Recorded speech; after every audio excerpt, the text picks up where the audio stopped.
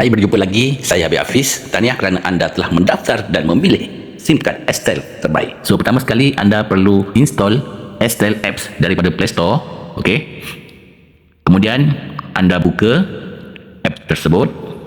Seterusnya anda perlu start exploring. Kemudian klik first time login.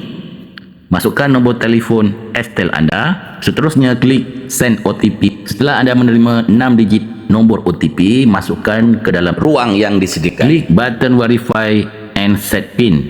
Set 6 digit PIN nombor anda. Klik confirm button yang berwarna biru tersebut. Seterusnya sign in semula. Masukkan nombor IC anda berserta nombor 6 digit PIN yang anda set tadi. Klik button login.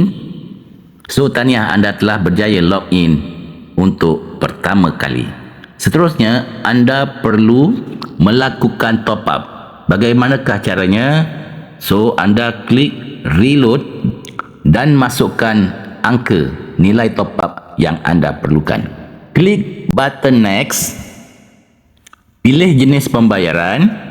Seterusnya, klik proceed pay.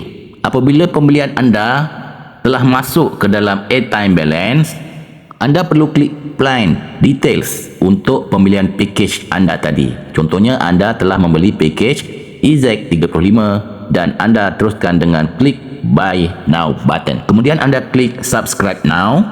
Masukkan 6 digit PIN anda tadi. So, package anda berjaya diaktifkan. So, di sini contohnya anda boleh lihat package 35 200GB.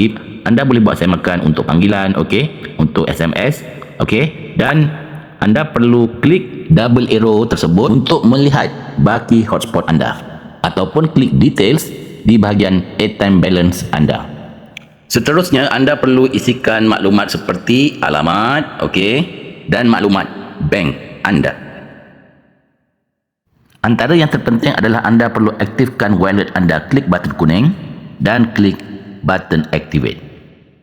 Seterusnya, bagaimana untuk top up nombor Estel yang lain? Klik anak panah. Kemudian klik reload for others number. Masukkan nombor yang anda ingin reload bermula dengan angka 6. Klik button yang berwarna biru. Masukkan angka yang anda mahu top up. Pilih jenis pembayaran sama ada wallet ataupun online banking. Masukkan 6 digit PIN. Tahniah, anda telah berjaya top up untuk nombor lain.